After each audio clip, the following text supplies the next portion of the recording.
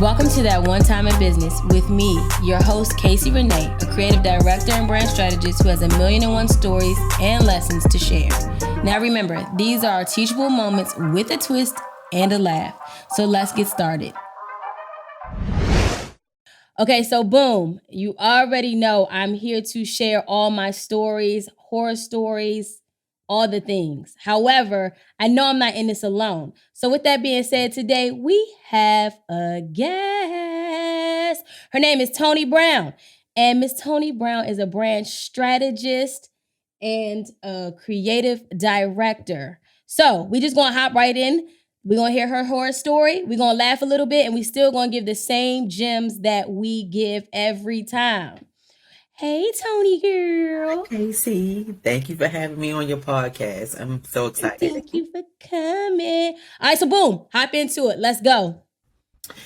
So, that one time in business where I worked for an LA celebrity hairstylist that it was less than red carpet treatment.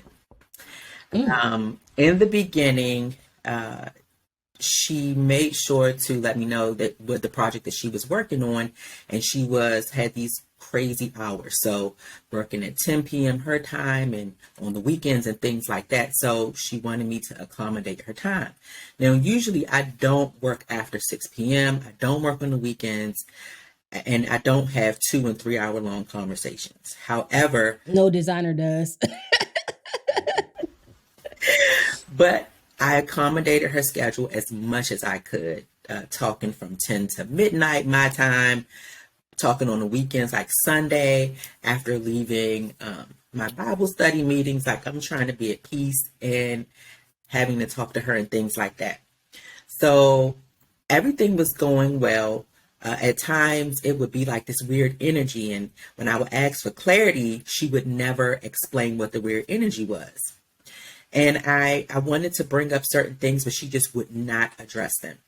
Her husband would be in the background sometimes making comments, and I'm like, what's going on? But nobody. Wait, in terms of the scope?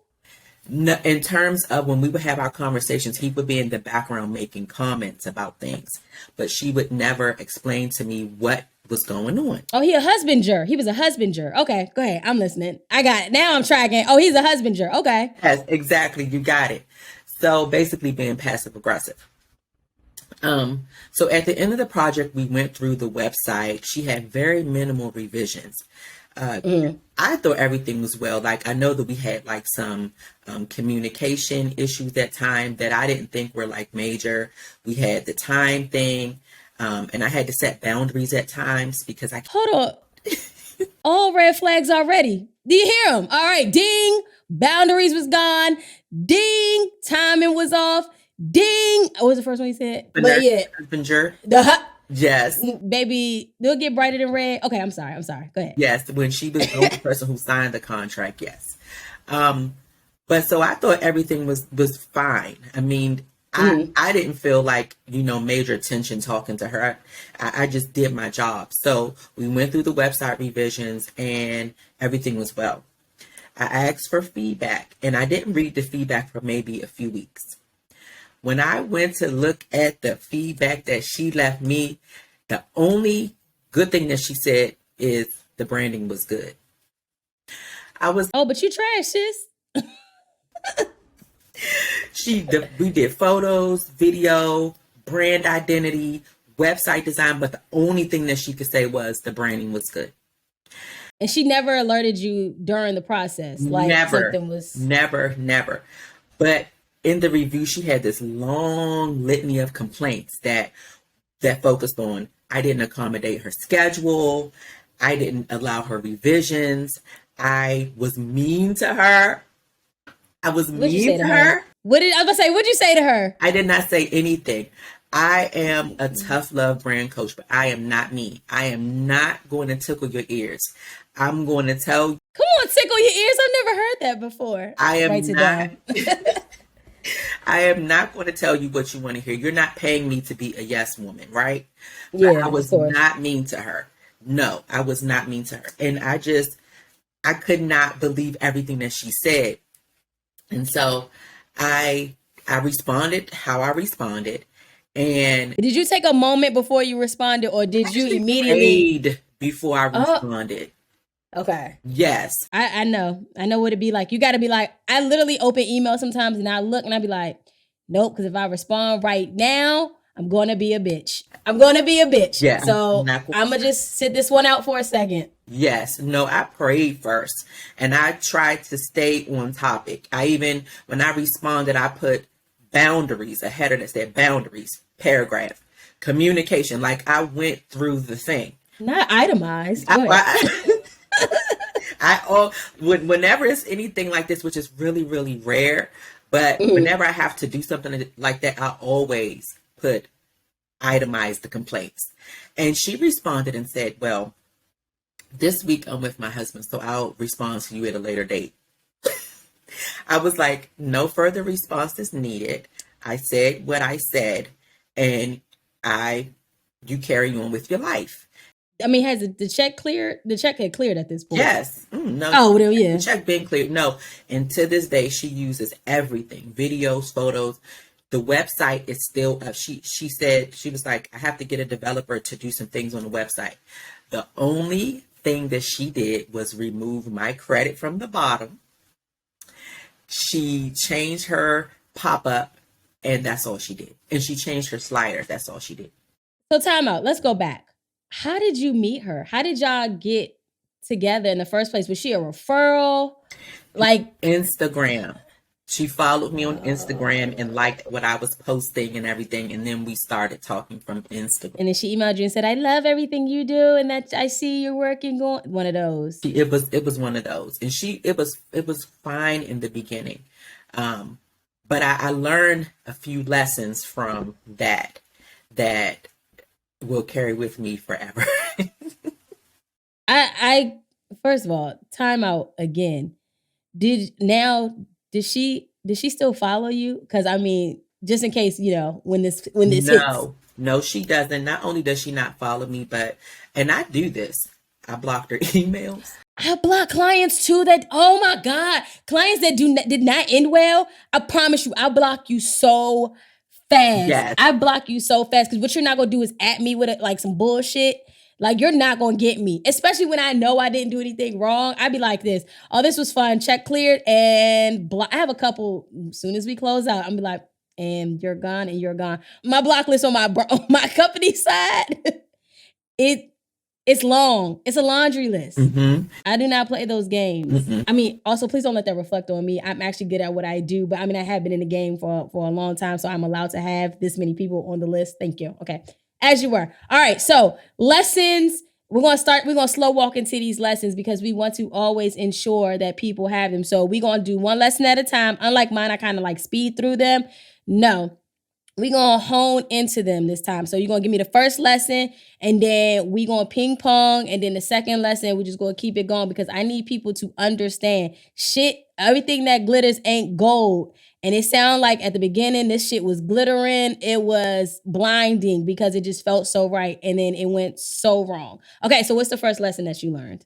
Never be so pressed to work with a celebrity client.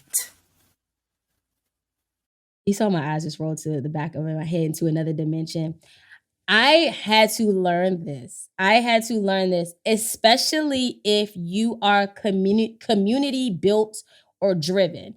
I had an instance where I was so excited to work with a celebrity that I wasn't putting my day-to-day people in the back, but I just felt I was doing more, I was overcompensating, and it didn't go as planned either. Like Nope.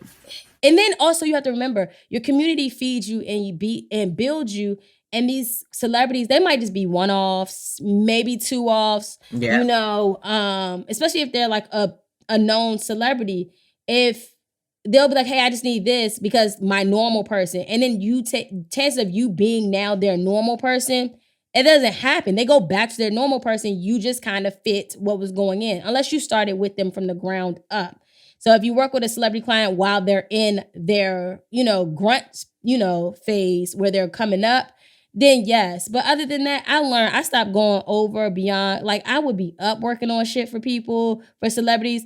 They don't give, that's fucked up. They don't give a damn. They really don't give a damn. And their attitudes don't give a damn. No, not at all. And that was about my third celebrity client or celebrity adjacent client. And unfortunately, they have an onus type of attitude. And I don't think I will ever work with a celebrity or celebrity adjacent client again. I'm not mad at it. I'm not mad at it. I don't blame you. Okay, what's the second one? Never, ever work outside of your normal business hours. Ever. Twofold though. She's on a different, how do we combat it if they're on a different time schedule though? The time schedule, time zone, my bad, time zone. The time zone is not like they're in the Netherlands. It's just on the other coast of where you are. There's not that many hours in difference. If they know that this project is going to take time, they have to take the time too. It's a reciprocity and respect situation. They want you to respect your time. They need to respect yours too. And the 2B of that lesson is never work on the weekends if you don't work on the weekends. Never. They will take them. They will take it. And to combat the hours, I did notice a lot of times, as y'all can see, we're melanated over here. However, there's things that us melanated people do not know in business. And I used to go to a lot of conferences that were not as melanated. And baby, when I tell you they're very strict on their time and their hours, yes. And I was jealous, like, because I felt like, especially when you're new in business, now this is black or white or brown, whatever. We try to overcompensate because we're new in business. So hours don't really mean a lot to us. But now I'm like, I get it. Like, these hours mean things. And I said it before in a previous episode that I have this thing where I will schedule out my emails. So if I feel like working, so, some people get upset and they start cleaning. I get upset and I open my laptop and I work. Like, it's soothing to me. But I will schedule the email out so you can't respond. And like, for me, I'm also learning, I do like to work on the weekends more now, because if I get it done, you're not there to respond to me. So it allows me to fluidly create, send it to you, still feel good about it, and don't have to worry about what you think until it's time for business hours when I need to actually be in that headspace. So that's that. And your point B, I think business hours are really important. And I think that get them, even if it's forward facing and you still are working in the back end, you gotta get these business hours. You got to. Okay, what else did we learn? This is no, we're not doing 3A, 3B, 3C. This is a twofold response. The first thing is, have your client sign off on every revision. And I mean, not just approval or say approve an email. I mean, create an addendum to your contract that has the revision date and their signature, and get a list of everything. Logo, website, everything, pictures, video, have them sign off on everything. The second part of that. Hold on. You only want them to sign off now. I need to say that. Nah, the only reason now you want to sign off because you just want to be petty. Because you want to be like, nah, but you signed off and told me that this joint was straight. You didn't say. That's why. That's the only reason why. Okay, I'm sorry. Keep going. But it's facts though, because that's what they said. The second part of that is to ask for reviews and feedback during every phase of the project. Don't wait until the end. Ask for their real feedback throughout every phase, and don't just accept, oh, it was good, it was nice. No, get them to communicate with you. Okay, I get what you're saying. See, I'm one of those people. See, this is where I differ. I'm like, don't wrap me up. So you approve, like, if you don't got, just say approved. Like, I need the email and it needs to say approved. And once it says approved, I don't want to hear nothing, because all you're gonna do later, if you come to me, I'm just gonna take a screenshot that says approved. And I've done that so many times now. That's where my pettiness comes. They'll be like, but I didn't know. I'd be like, screenshot and you said approved. Like, even if you verbally tell me, you need to now turn around and email it to me approved. Okay, go ahead, because I felt like you had like 5 parts to this I one. do. You know what? I actually have a fourth. It's okay. It's okay. We're learning out here. So part of my onboard process is this client commitment document. So if you've ever been to a nail shop or anything like that, they might have a list of things. If you're having a bad day, don't come in here. If you're upset, don't come in here. Oh shit. So in my client commitment, it says things like, I will respect boundaries. If I'm having a bad day, I will inform me. Like, I have my responsibilities and you have your client commitment. I will communicate openly. So all those things, that's a part of my onboarding. And I send that to them and they sign it. Does this also, in your client commitment, do you have any stipulations about basically you can't bad mouth me on social media or anything like that? Like, how is that? Is that fair game? I don't recall, but if it's not there now, I'm going to add it. Nah, my commitment to, social media is a weapon. Yeah, I have my commitment too. So it's a client commitment. They have their section and I have my section. Oh, that's good. Yeah, no. Whatever I'm good. asking of them, I'm going to do it too. But just understand that it's not just a financial and project commitment. It's a personality and attitude and time commitment too. It's 2 parts of the process. Yeah, especially as a creative, because one thing I'm learning, I learned quick in grad school is art is interpreted. So, you have to get that in your mind too. I always tell people, do not be upset or feel like you cannot tell me the truth if you don't like it. Art is interpreted. I am a realist about that. Right. So I have no problem with that. However, it's a golden rule, y'all. It's not what you say, it's how you say it. And I think that's what be fucking up a lot of people. It's like, how you saying it is like you an asshole, where you can simply be like, nah, this ain't it. We could try this next, or anything like that. But once you kind of just come off wrong, it fucks the rest of the scope of the project up too. Like, cause you're ready to just get out of it. You're like, all right, now I'm done. So in essence, I can't understand how she might have wanted to wait if something was off, but maybe she felt like, if I say something now, this will fuck up what's going on. But the way she unloaded at the end, that it really didn't make it no better either. No. That's why it's important to have somebody speak for you when you're working with clients. So you engage with them in the beginning, and you might even have your office manager or operations manager on the phone with you so that they know that throughout the process, you'll be speaking to this person while I'm designing in the background, and they will relay what you say to me. Because whenever you have those communication issues with clients, that can totally mess up your artistic flow, and then you just throw the whole project away. You don't want to do nothing else. So, baby, especially because if I'm mad at you, let me tell you something. Once you like piss me off, I don't even want to touch your project. So now you're emailing me talking about something. Hey, did I miss an email? I know this was supposed to come back such and such, and I'd be like, nah, I'm just checked out. Like I'm checked out. Like, this isn't fun to me. Like, and once you take that from me, I might even turn around and pull the intern on it or something. I'm like, I'm not touching this shit no more. So I definitely get it. Okay, what are we on, 4E now? What? Yeah.